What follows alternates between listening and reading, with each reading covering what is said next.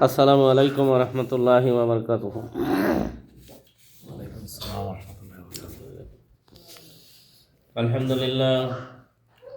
আলহামদুলিল্লাহ নাহমাদুহু ওয়া নাস্তাঈনুহু ওয়া নাস্তাগফিরুহ ওয়া নাউযু বিল্লাহি মিন শুরুরি আনফুসিনা ওয়া মিন সাইয়্যাতি আমালিনা। মান ইয়াহদিহিল্লাহু ফালা মুদিল্লা লাহু ওয়া মান ইউদ্লিলহু ফালা হাদিয়া লাহু। ওয়া আশহাদু আন লা ইলাহা ইল্লাল্লাহু ওয়াহদাহু লা শারীকা লাহু ونشهد أن سيدنا ونبينا وشفيعنا وحبيبنا ومولانا محمد صلى الله تعالى عليه وصحبه أجمعين. أعوذ بالله من الشيطان الرجيم. بسم الله الرحمن الرحيم.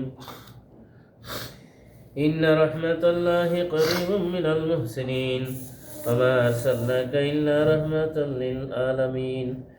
ما كان محمد أبا أحد من رجالكم ولكن رسول الله وخاتم النبيين وكان الله بكل شيء عليما. إن الله وملائكته يصلون على النبي يا أيها الذين آمنوا صلوا عليه وسلموا تسليما. اللهم صل على سيدنا مولانا محمد وعلى آل سيدنا مولانا محمد.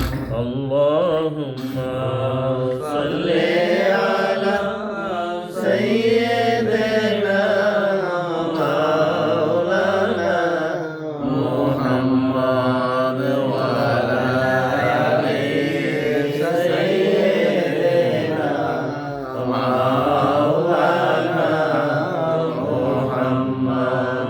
उसके महबूब खुदा जैसे दिल में हासिल नहीं, लाखों मोमिन हो मगर ईमान में कामिल।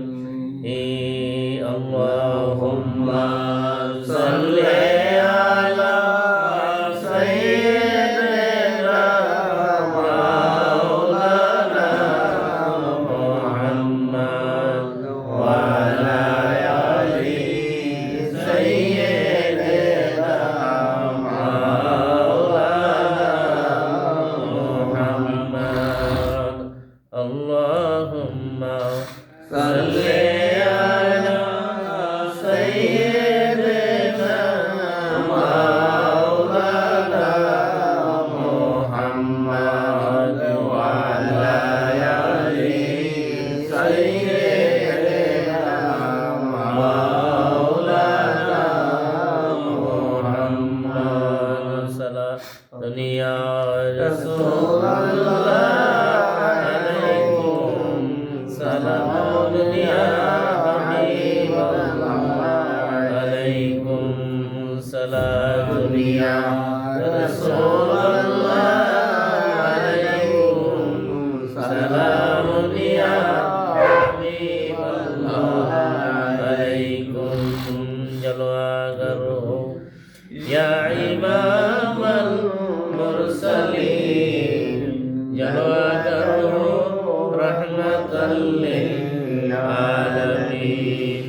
सलात या रसूलल्लाह अलैकुम सलाम या हबीबल्लाह अलैकुम. बलगना बिकमालिही कशफत दुजा बिजमालिही हसनत जमीउ खिसालिही सल्लु अलैहि व आलिहि.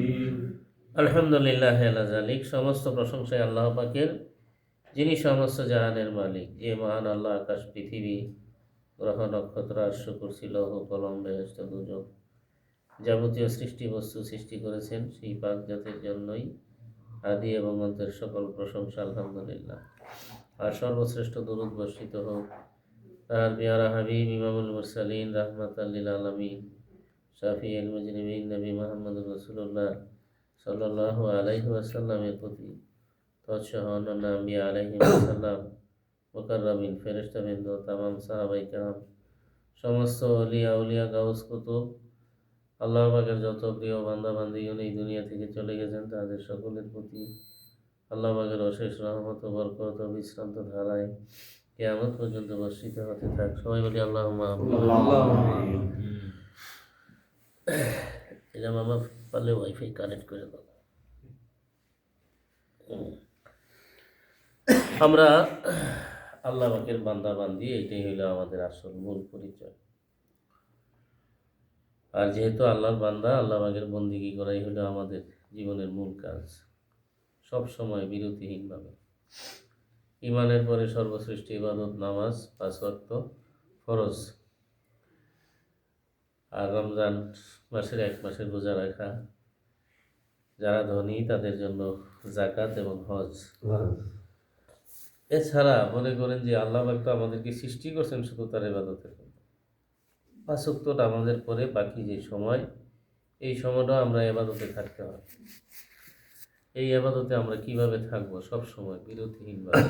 যেহেতু আমরা মানুষ, পৃথিবীতে আমাদের বিভিন্ন কর্মকাণ্ড আছে, বিভিন্ন হাজত আছে, এগুলির মাধ্যমে ইবাদতে থাকতে হবে। এই শিক্ষা আল্লাহ পাক নবী রাসূলের মাধ্যমে মানুষদেরকে দিছেন। আর মানুষের মধ্যে এরকম একটা অঙ্গও আছে যেটা দ্বারা মানুষ সবসময় আল্লাহর ইবাদত করতে পারে। সেই অঙ্গ হইল কলব বা অন্তর। এই কলবের মাধ্যমে, আল্লাহর স্মরণের মাধ্যমে, আল্লাহর জিকিরের মাধ্যমে বান্দা সবসময় এই আবাদতে থাকতে পারে। এটা একটা বিদ্যা, এটাকে হাদিস শরীফে বলা হয়েছে কলবি আলেম। আলেম 2 রকম, একটা জবানি আলেম আর একটা কলবি আলেম। 2 রকম আলেম শিক্ষা করাই ফরজ। নামাজ যেমন 5 ওয়াক্ত আমরা পড়ি, আল্লাহ পাকের হুকুম ফরজ। জিকির করাও ফরজ। জিকির কতক্ষণ আমরা করব এই বিষয়ে কোরআন শরীফে স্পষ্ট বলা আছে, ইয়া আইয়ুহাল্লাযীনা আমানু যকুরুল্লাহা যিকরান কাসীরা। হে ইমানদার বান্দা বান্দিগণ, তোমরা আল্লাহর স্মরণ করো, জিকির করো বেশি বেশি। অন্য জায়গায় আছে, ইয়া আইয়ুহাল্লাযীনা আমানু লা তুলহিকুম আমওয়ালুকুম ওয়া আওলাদুকুম আন যিকরিল্লাহ ওয়া মান ইয়াফআল যালিকা ফাউলাইকা হুমুল খাসিরুন। হে ইমানদার বান্দা বান্দিগণ, তোমাদের ধন সম্পদ, সন্তান সন্ততি এগুলি যেন তোমাদেরকে আল্লাহর স্মরণ থেকে, জিকির থেকে যাতে তোমাদেরকে ভুলাইয়া না রাখে। তো যারা বইলা থাকবে তারা ক্ষতিগ্রস্ত হবে। তো জিকির মূল ইবাদত। এখন কেউ যদি বলে যে হুজুর এইভাবে তো কেউ ওয়াজ করে না, বলে না যে জিকির যে ফরজে আইন, নামাজ যেমন ফরজে আইন, জিকিরও কি তাইলে ফরজে আইন নাকি? প্রশ্ন আছে না? জি। আচ্ছা, তো কোরআন শরীফে আল্লাহ পাক যেটা হুকুম করছেন যেটা ফরজ না? জি, ফরজ। তাইলে আল্লাহ পাক যেটা হুকুম করছেন সেটা করা আমাদের জন্য ফরজ। আর আল্লাহ পাক আমাদেরকে কেন সৃষ্টি করছেন এটার একটা তো বলা আছে কোরআন শরীফের মধ্যে। ঠিক আছে, হচ্ছে না যে আমি মানুষ আর জিন জাতির সৃষ্টি করছি শুধু আমার ইবাদতের জন্য। সূরা জারিয়াত পবিত্র কালাম পাকে এই কথা স্পষ্ট বলা আছে, ওমা খালাকতুল জিন্না ওয়াল ইনসা ইল্লা লিয়াবুদুন। আল্লাহ পাক বলেন, আমি মানুষ আর জিন জাতিকে আমার ইবাদত ভিন্ন, অন্য কোনো উদ্দেশ্যে আমি সৃষ্টি করি নাই। তাইলে আমরা তো চিন্তা করতে হবে যে খালি 5 ওয়াক্ত নামাজ পড়া আপনি যদি মনে করি যে পুরাপুরি আবাদত হয়ে গেছে, আমি বুঝি নাই দিন ধর্ম। কারণ আমাদেরকে কোরআন শরীফে তো আমরা তো অনেকেই কোরআন শরীফ পড়তে পারি না, পারলেও অর্থ বুঝি না অনেক জায়গায়। এই জুমার দিন জুমার নামাজের ব্যাপারে যেমন বলা হয়েছে যে ফাইজা কুদিয়াতি সালাতু ফান্তাশিরু ফিল আরদি ওয়াবতাগু মিন ফাদলিল্লাহ ওয়াজকুরুল্লাহা কাসীরান লাআল্লাকুম তুফলিহুন। যারা পড়তে পারেন কোরআন শরীফ, আপনারা সূরা জুমা আছে একটা, এই সূরা জুমা পড়লে শেষের দিকে দেখবেন যেখানে আল্লাহ পাক বলছেন, ইয়া আইয়ুহাল্লাযীনা আমানু ইযা নুদিয়া লিস-সালাতি মিন ইয়াউমিল জুমআতি ফাসাউ ইলা যিকরিল্লাহি ওয়া যারুল বাইয়া যালিকুম খায়রুল লাকুম ইন কুনতুম তা'লামুন। তাইলে আল্লাহ পাকের ইবাদতে বিরতিহীনভাবে থাকতে হইলে তো অবশ্যই আল্লাহ স্মরণে আমাদেরকে সবসময় থাকতে হবে, এর বিকল্প আর কোনো রাস্তা নাই। আর আল্লাহ স্মরণ ছাড়া কোনো ইবাদত পরিপূর্ণতা লাভ করে না। যেমন নামাজ যে আমরা পড়ি, নামাজে যদি মনোযোগ না থাকে এই নামাজটাও আল্লাহর দরবারে কবুলযোগ্য হয় না। জি না। কিন্তু সত্য কথা, আমরা তো মানুষ, আমাদেরকে আল্লাহ আকল দিছেন, বিবেক দিছেন। একের মনের থেকে কয়জনে বলতে পারবে যে আমি নামাজ পড়ি, নামাজে আমার মনোযোগ থাকে, দুনিয়ার দিকে আমার মন যায় না, দুনিয়ার কথা মনে হয় না, আমি পরিপূর্ণ হুজুরি কালবের সাথে নামাজ পড়তে পারি? এরকম লোকের সংখ্যা খুব কম পাওয়া যায়। জি, লক্ষ লক্ষ মানুষ নামাজ পড়লেও এরকম নামাজ গাফেল অবস্থায় পড়ে। যেই নামাজের কথা যারা গাফেল পড়ে তাদের অবস্থা পরিণতি খারাপ হবে। আড়াইতাল্লাজি সূরা আমরা পড়ি, সেখানে বলা হয়েছে ফাওয়াইলুল লিল মুসাল্লিন আল্লাযীনা হুম আন সালাতিহিম সাহুন। বাংলা অর্থ হইল ফাওয়াইল। ওয়াইল নামে একটা দুজুগ আছে, আপনারা জানেন। বেহেশত 8টা, দুজুগ হইল 7টা। এর মধ্যে একটা দুজুগের নাম আছে ওয়াইল।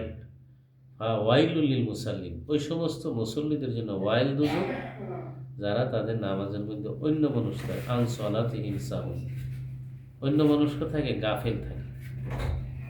তাইলে এই বিপদ থেকে তো আমাদেরকে উদ্ধার পাইতে হবে। এটা একটা মহা বিপদ যে আমরা উজু গোসল করি, দেহে পোশাক আশাক পাক সাফ করি, পবিত্র পানি দ্বারা কাপড় চোপড় ধুই, সব শরীয়তের বিধান অনুযায়ী পালন করি, সূরা কেরাত করি, দুরূদ শরীফ, আত্মায়ে শরীফ, দোয়া মাসুরা সবই পড়ি, কিন্তু মনোযোগটা থাকে না কেন? মনোযোগটা কে নিয়ে যায়? সোজা প্রশ্ন, শয়তানে নিয়ে যায়। জি, আর কলবের মধ্যে সমস্যা আছে। সমস্যাটা হইল কলবের মধ্যে গুনার ময়লা আছে। কল মানে অন্তর আর কি। অন্তরের মধ্যে গুনার ময়লা আছে, শয়তান আছে। এই গুনার ময়লাটিও তুলতে হবে, শয়তানও দূর করতে হবে, সবগুলাই করতে হবে। যারা বুদ্ধিমান, যারা প্রকৃত জ্ঞানী, তারা এই জিনিসগুলো সহজে বুঝে। একটা মানুষের শুধু বাহ্যিক আকৃতি সে পূর্ণাঙ্গ মানুষ না। এই মানুষটার সাথে যখন তার রুহু থাকে না, তখন তারে লাশ বলে। কিন্তু মানুষটা মরে গেলে তার চোখ কিন্তু দুইটা ঠিকই থাকে, থাকে না? সব ঠিক থাকে, কিন্তু ওই ব্যক্তির আর কোনো মূল্য থাকে না। তার নামই কয় না। যদি কয় কালাম, কয় কালামের লাশ, বা আব্দুর রহিম, বা আব্দুর রহিমের লাশ, ওই নাম আর বলে না।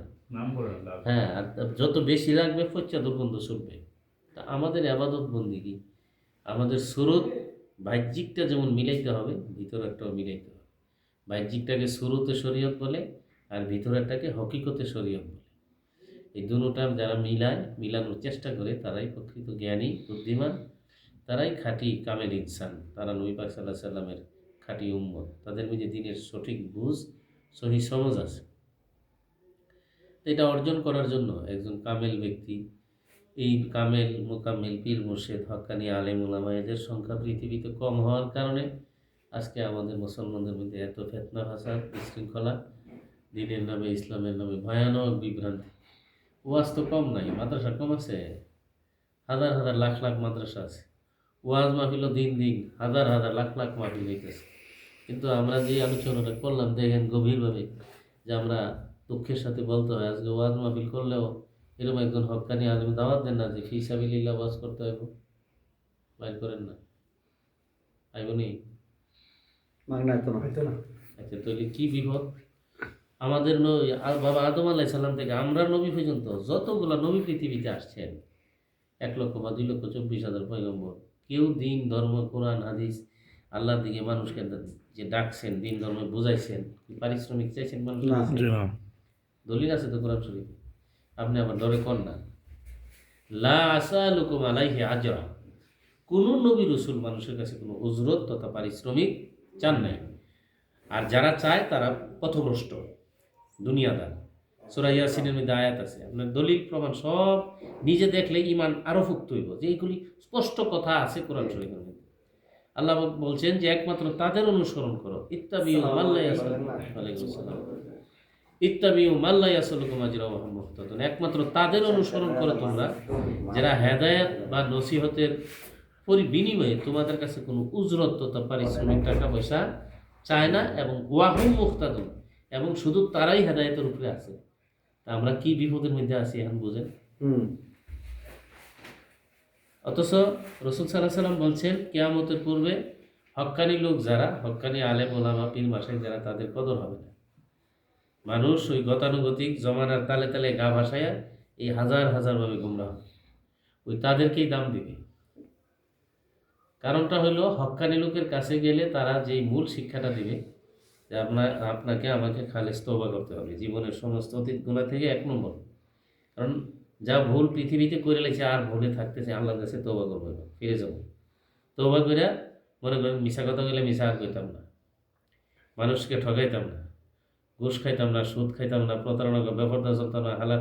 এই সব জিনিসগুলো হক্কানি আলেমরা। তা আমি আপনি যতই দিন ধর্মের যতই চেষ্টা করি, আমার কল্প ঠিক না হইলে আমি মানুষ ভালো হইতে পারবো না। তো যার অন্তর ভালো না সে আলেম হইলেও ভালো না। এবার কোরআনে হাফেজ হোক, মাওলানা, মুফতি, ডাক্তার, ইঞ্জিনিয়ার, মন্ত্রী, মিনিস্টার, যেই হোক, এ কথার সব দলিল আছে। যে হুজুর আপনি এত বড় কথা বললেন, আমি বললাম নবীর দলিল দিয়ে বললাম। নবীজি বলছেন বুখারীর হাদিস, আলা ইন্না ফিল জাসাদে মুদগা ইজা সালুহাত সালুহাল জাসাদু কুল্লুহু ওয়া ইজা ফাসাদাত ফাসাদাতাল জাসাদু কুল্লুহু আলা ওয়াহিয়াল কলব। নবীজি বলছেন বুখারীর হাদিস যে মানুষের দেহে একটা গোশতের টুকরা আছে, যদি এটা শুদ্ধ হয়, ইজা সালুহাত সালুহাল জাসাদু কুল্লুহু, যদি তার এই কাল পরিশুদ্ধ হয়, বিশুদ্ধ হইলে তার সমস্ত দেহটা বিশুদ্ধ হয়। ওয়া ইজা ফাসাদাত ফাসাদাতাল জাসাদু কুল্লুহু, আর এটা যদি অশুদ্ধ হয়, অশুদ্ধ থাকে, তাহলে সমস্ত দেহটা অশুদ্ধ। আলা ওয়াহিয়াল কাল, সাবধান জেনে রাখো, সেটা হইল মানুষের কল্প বা অন্তর। আচ্ছা, তো কল্প বা অন্তর এটা নাফাক হয় কিরে? গুনার ময়লা। আমরা এই সব দলিল আছে। নবীজি বলছেন মানুষ যখন একটা গুনাহ করে, তার অন্তরের মধ্যে গুনার একটা কালো দাগ পড়ে। একটা করলে 10টা গুনাহ করলে 10টা, 1000 গুনাহ করলে 1000, তাহলে কত হাজার গুনাহ হয়েছে কার? তাহলে আমরা উজু গোসল দ্বারা দেহ, হাত, মুখ, পা এগুলি ধুয়ে না মসজিদে যাই? কল্প কি পানি দ্বারা ধুইতে পারি? আমাদের নবী যে শরীয়ত নিয়ে আসছেন, কোরআন হাদিস নিয়ে আসছেন, খালি হাত পা মুখ ধোয়ানোর ব্যাপার আছে, কল্প ধোয়ার ব্যাপার নাই? কল্প ধোয়ার নিয়ম সিস্টেম নাই? নবীজির কথা অনুযায়ী শিখলে এটা ঠিক হবে না? নবী যেভাবে নামাজ পড়ছেন আমাদেরকে এইভাবে পড়তে বলছেন, সাহাবায়ে কেরামদেরকে, সাল্লু কামা রামাইতুমুনি উসাল্লি। তো নবী পাক সাল্লাল্লাহু আলাইহি সাল্লাম, সাহাবায়ে কেরাম যেই নামাজ পড়তেন আমরা তো এটাই পড়ি না, কম বেশি করছি? তারা আলহামদুলিল্লাহ সূরা 7টা আয়াত পড়তেন, আমরা তো 7টাই পড়ি। আলাম তারা সূরা যেভাবে পড়তেন আমরা এইভাবেই পড়ি। কিন্তু তারা যে নামাজ পড়তেন, তাদের কি মনোযোগ অন্যদিকে যাইতো? পৃথিবীর কথা মনে হইতো? আমরার হয়নি? আমরার অনেকেরই হয়, মনোযোগ ছুটতে যায় না। তাহলে সমস্যাটা কোথায় হয়েছে? ফায়দা যে এইখানে একটা জিনিস শিখতে আমাদের বাদ যাইতেছে, যে রাসূল সাল্লাল্লাহু আলাইহি সাল্লাম থেকে সাহাবায়ে কেরাম যখন দিনের বাহ্যিক নিয়ম কানুন, শুরুতে শরীয়ত শিখতেন, সাথে সাথে হকিকতে শরীয়ত, ভিতরের যে পরিশুদ্ধতা, এটাও তারা শিখতেন। এই কথাগুলো কোরআন শরীফে যে নবী রাসূলরা কি শিক্ষা দিতেন, রাসূলুম মিনহুম ইয়াতলু আলাইহিম আয়াতিহি ওয়া ইউআল্লিমুহুমুল কিতাবা ওয়াল হিকমা ওয়া ইউযাক্কিহিম। নবী রাসূলরা মানুষকে জাহিরি শরীয়তের যে মাসলা, হালাল হারাম, পাক না পাক, বিয়ে শাদী, লেনদেন, কাজ কারবার, পৃথিবীতে রাষ্ট্রনীতি, এই সমস্ত বিষয় তারা শিক্ষা দিচ্ছেন। দেওয়ার সাথে সাথে যারা করছেন হিকমত, প্রজ্ঞা, এটা আল্লাহ প্রদত্ত খাস দান জিনিস, ওয়ায়ু জাক্কিহীন, এবং তাদেরকে পরিশুদ্ধ পবিত্র করতেন। কি পবিত্র করতেন? তাদের এই আভ্যন্তরীণ অস্তিত্ব, যে কাল এবং নফস, এই দুইটাকে পরিশুদ্ধ পবিত্র করে দিতেন। এটা পবিত্র মানুষ হইলে কি হয়? মানুষটা নুরানি হয়, আলোকিত হয়।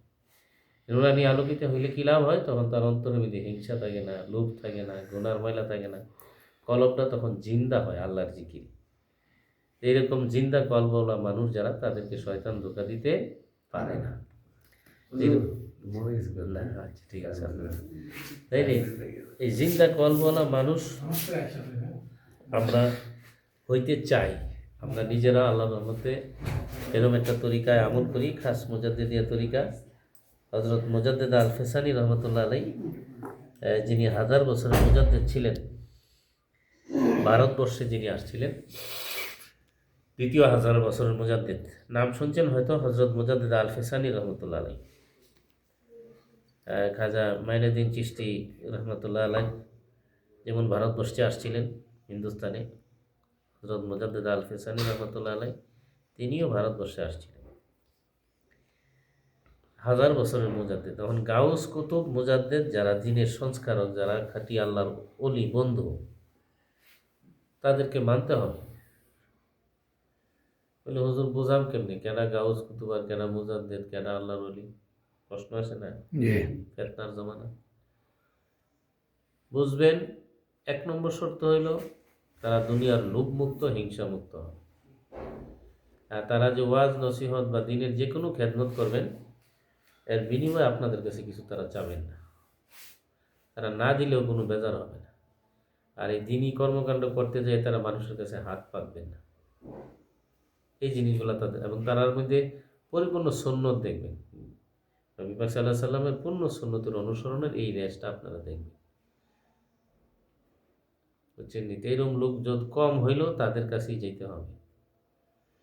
কারণ একটা সিস্টেম কি, একটা দেখেন না, ফসা একটা বস্তার মধ্যে একটা আলু পচে গেলে এই ফসা আলুটা তো কে লাগতে লাগতে লাগতে লাগতে দেখা যায় অনেক আলু নষ্ট হয়ে যায়, না?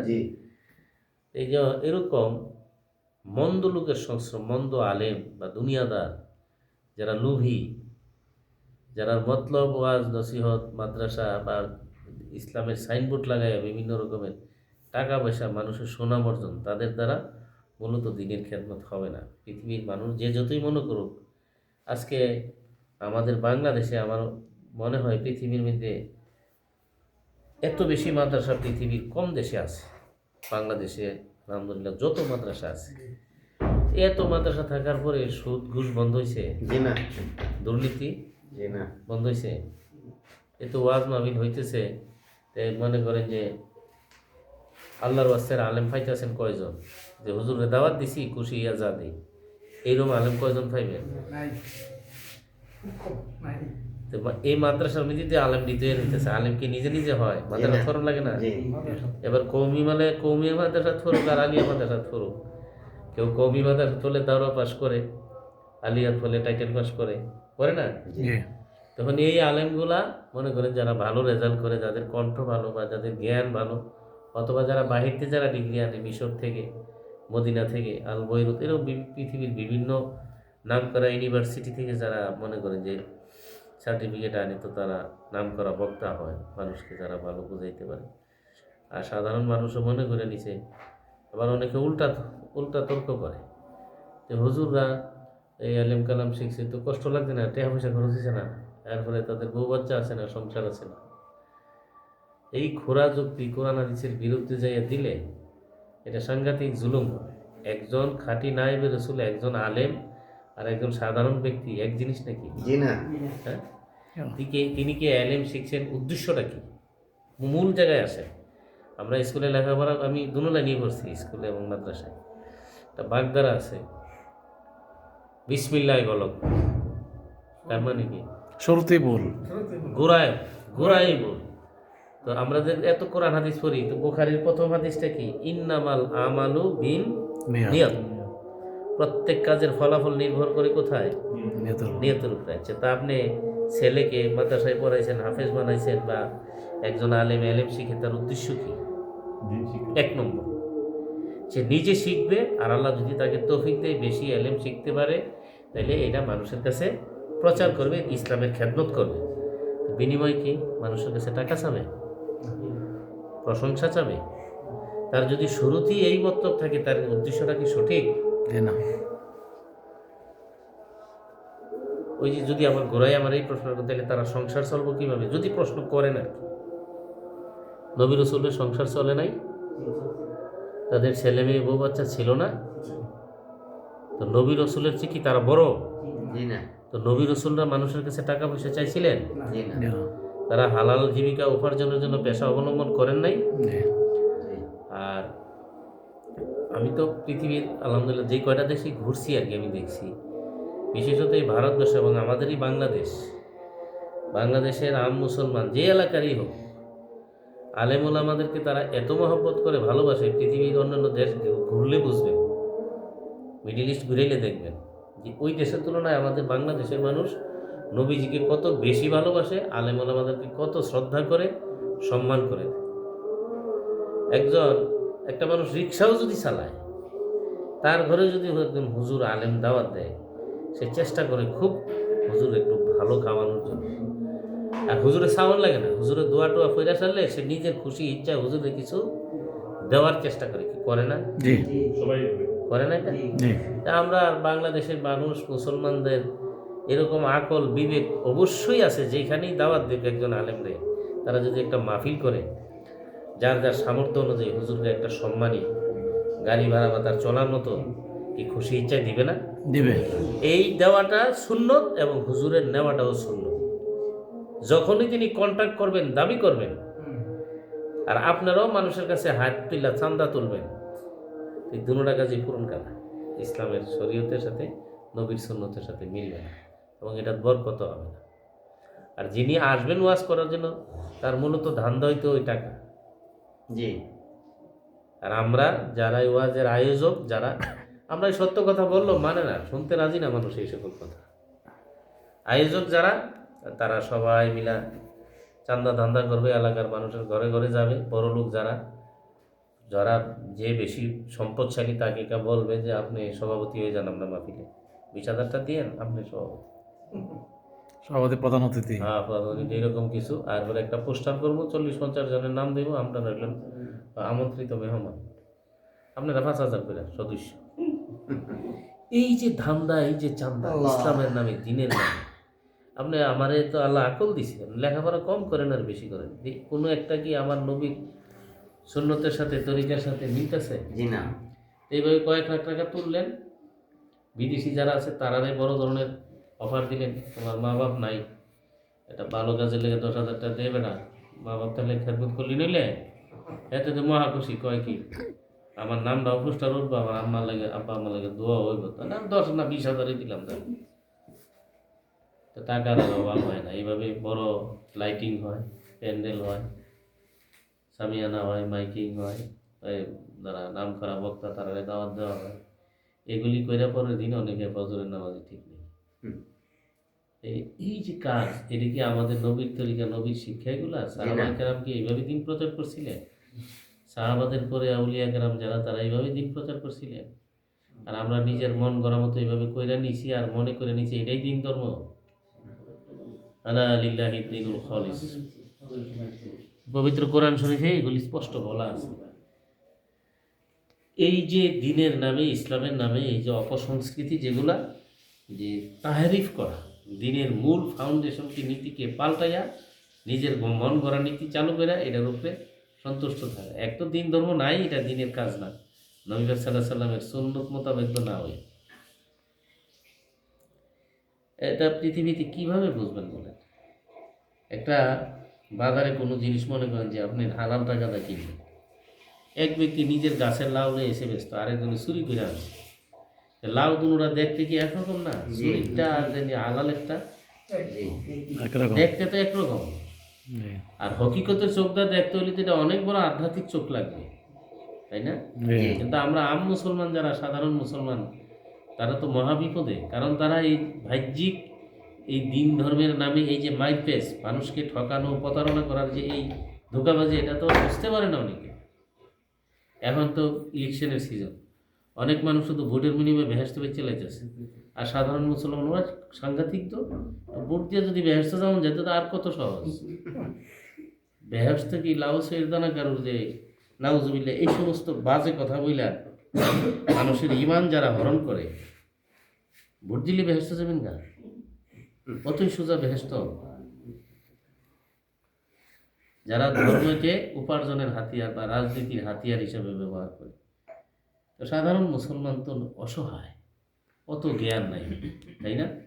একজন সাধারণ মুসলমান কোরআন হাদিসের মনে করেন দুনিয়ার উলামায়ে সু যারা, উলামায়ে সু মানে দুনিয়া দাঁড়ালে, জানি তো ওয়াজ নসিহত, এগুলির বিনিময়ে তার মতলব হইল টাকা উপার্জন করা, পৃথিবীর সুনাম অর্জন করা। এগুলি দ্বারা সে আখেরাতে নিজেও বিপদগ্রস্ত হবে, এবং তার মাধ্যমে যত হাজার হাজার লোক পথভ্রষ্ট হবে, তারাও ক্ষতিগ্রস্ত হবে।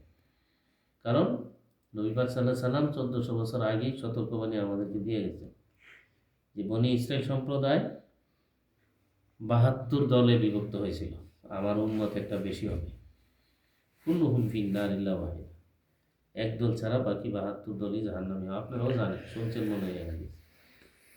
তা আমরা তো সবাই সাধারণ আমরা সবাই চাই যেটা উদ্ধারপ্রাপ্ত, নাজাতপ্রাপ্ত যারা, তাদের দলে থাকার জন্য, নাকি? তো সাহাবায়ে কেরাম জিজ্ঞাসা করছিলেন যে ইয়া রাসূলুল্লাহ, যে নাজাতপ্রাপ্ত যারা, তাদেরকে আমরা চিনব কিভাবে? নবীজি বলছিলেন মা আনা আলাইহি ওয়া আসহাবি, যে আমি এবং আমার সাহাবায়ে কেরাম যে আদর্শ এবং নীতির উপরে আছে, আমার থেকে তারা দিন ধর্ম যেভাবে শিখছে, যেভাবে তারা আমাকে অনুসরণ করে, অবিকল কেয়ামত পর্যন্ত সাহাবাদেরকে মডেল বানাইলেন, আদর্শ, মিয়ারে হক যেটাকে বলে। এই সাহাবায়ে কেরামদের অনুসরণ যারা করবে দৃঢ়তার সাথে, তারা কখনো পথভ্রষ্ট হবে না। এবং আমরা খুতবা, যে জুমার খুতবায় সানি খুতবার মধ্যে পড়া হয় আপনার, খায়রুল কুরুনি কারনি সুম্মাল্লাযিনা ইয়ালুনাহুম সুম্মাল্লাযিনা ইয়ালুনাহুম। নবীজি বলছেন সর্বোত্তম যুগ হলো সাহাবা কেরামদের যুগ, আমার যুগ, তারপরের যুগ, তারপরের যুগ, তারপরের যুগ হলো সাহাবাদের পরে তাবিঈদের যুগ, তারপরে তাবিঈদের যুগ। এই উত্তম যুগ, এই উত্তম যুগের মানুষের নিয়ম নীতি, এই মাসালাগুলোও দেখবেন যে আমরা যে শরীয়ত পালন করি, শরীয়ত পালন করতে তো আমরা হানাফি মাযহাবের অনুসারী, বাংলাদেশের অধিকাংশ মানুষ। আমাদের মাদ্রাসার যে সিলেবাস কওমিয়া, আলিয়া, যেগুলি বলে, 4 মাযহাবের রেফারেন্স দেওয়া আছে, কিন্তু বাংলাদেশের অধিকাংশ মানুষ ইমাম আবু হানিফা রাহমাতুল্লাহ আলাইহির অনুসারী, তাই না? যত দলই থাকুক, তাইলে মাযহাবের এই যে মাসালাগত এই যে সিদ্ধান্ত, দিন ধর্মের সকল বিষয়ে যে রায়, এই জিনিসগুলা উত্তম যুগে স্থির হয়ে গেছে। এটারও কারণ আছে। যদি স্থির না হইতো, এই জমানার আলেমরা বর্তমানে যেই দিন ধর্ম নিয়ে মাসালিয়া যে সিনিমিনি শুরু করছে, যারা আসলে দৃঢ় ইমানদার, তারা কখনো আকীদা বিন্দুমাত্র লাগবে না, যে যতই ফতোয়া দেবে, ঠিক না? যেমন আপনি একটা দাড়িটা লম্বা করে রাখছেন, নিশ্চয়ই এটার মাসলা আপনি জানেন, আপনার 1000 বোঝাইলেও আপনি দাড়ি শুরু করতেন, জি না করবেন? বুঝলে, যত বড় আলেম হেবাটা করে রাখো, এরকম প্রত্যেকটা বিষয়। অনেক মানুষের বিভিন্ন রকমের ইমান হারা করার জন্য বিভিন্ন টেকনিক কৌশল খাটাইতেছে, তাই না? জি। কিন্তু যারা দৃঢ় ইমানদার, খাঁটি ইমানদার, কখনো তার খাঁটি ইমান থেকে বিন্দু পরিমাণ বলে, আমি আমার বাপ দাদাকে বা আমার পূর্বপুরুষকে আমি যেভাবে আউলিয়া কেরামকে, যেমন আমাদের এখানে আড়াইবাড়ি এই যে হাক্কানি হুজুর, তার আগে ওনার বাবা সতরা শরীফ, তাদের হাজারো কারামত আছে, আছে না? হ্যাঁ, কাজেই তাদেরকে বাদ দিয়া দিন ধর্ম হবে না। তোমরা যে যতই পণ্ডিতি করো, আজকে মানুষের মগজ ধোলাই করে দেখেন, আহলে হাদিস বানাই লইতেছে, লা মাযহাবি বানাই লইতেছে না? মানুষ তাদের খপ্পরে পড়ে ইমান হারা হচ্ছে। ঠিক আছে, খুব সাবধান। আখিরি জমানা, দৃঢ়তার সাথে ইমানের উপরে, সহি আকীদার উপরে কায়েম থাকার চেষ্টা করবেন। ইমান ঠিক থাকলে না ইবাদত হইতো। 1 নম্বর তো ইমান, ইমানের পরে না নামাজ। কারণ আমার আকীদাই ঠিক নাই, তা আমি তাহাজ্জুদ পড়লে লাভ হইব কি? লাভ হইব? এটা অনেক মানুষকে বোঝানো যায় না। কোরআন আর হাদিস, আর কোনো মাযহাব টাযহাব বলতে নাও। আরে তো কোরআন হাদিস সংরক্ষণ করছে কে? আর মাযহাবের ইমামরা কি কোরআন হাদিসের বাইরে? জি না। তারা কি নবীজির হাদিসের বাইরে নাকি? জি না। নবীজির যুগের তো তারা, তাদের সম্পর্কে নবীজি বলছেন খায়রুল করুন। তোমরা তো খায়রুল করুনের লোক না। এই জামানায় যত বড় আলেম হোক, পীর মাশায়েখ হোক, তারা উত্তম যুগে যেতে পারবে? জি না। সম্ভব যাওয়া? জি না। আর এটা দুর্ভাগ্য, যাদের ভাগ্য সাংঘাতিক খারাপ, তারাই আমাদের এই দিনের মহাজন, যারা আমরা যদিও হানাফি মাযহাব মানি, কিন্তু অন্যান্য মাযহাবের ইমামদেরকে আমরা শ্রদ্ধার সাথে, সম্মানের সাথে স্মরণ করি, এবং যে যেই তরিকাই করি, অন্যান্য তরিকার আউলিয়া কেরামদেরকে আমরা ভালোবাসি, যদিও মনে করেন যে এইটাই কিন্তু সঠিক মাসালা।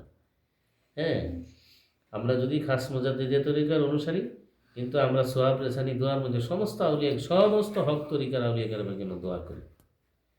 আল্লাহ পাক দিনের সহি সময় বুঝ দানকারী। এই যে একটা সঠিক বুঝ, এই প্ল্যাটফর্মে আসা, থাকা, এটা জরুরি। এটা একেবারে খুব বেশি জরুরি। কারণ মানুষ পৃথিবীতে বড় অসহায়, যাদের রুহানি নেসবত নাই। রুহানি নেসবত হইলে আল্লাহ পাকের তরফ থেকে বান্দাকে আল্লাহ যে একটা হেদায়েতের নূর, যে একটা পাওয়ার দেন, শক্তি, যেটার মাধ্যমে বান্দা মন্দকে প্রতিহত করতে পারে। মানুষ আশরাফুল মাখলুকাত, তো আল্লাহর মহব্বতের মাখলুক। আর আমরা শ্রেষ্ঠ নবী উম্মত। শ্রেষ্ঠ নবী কেন শ্রেষ্ঠ? কথা তো অনেক, সময় অল্প।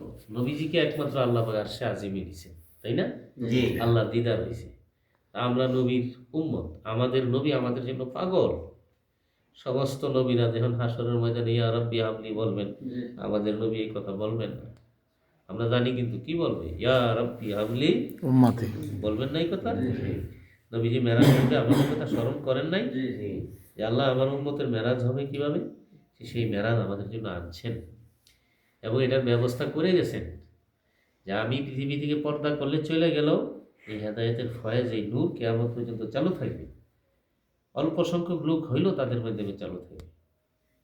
এটা হক্কানি আউলিয়া কেরাম যারা, তাদের কলবের থেকে আমাদের সাধারণ মুসলমানের কলবের মধ্যে এটা প্রতিবিম্বিত হবে।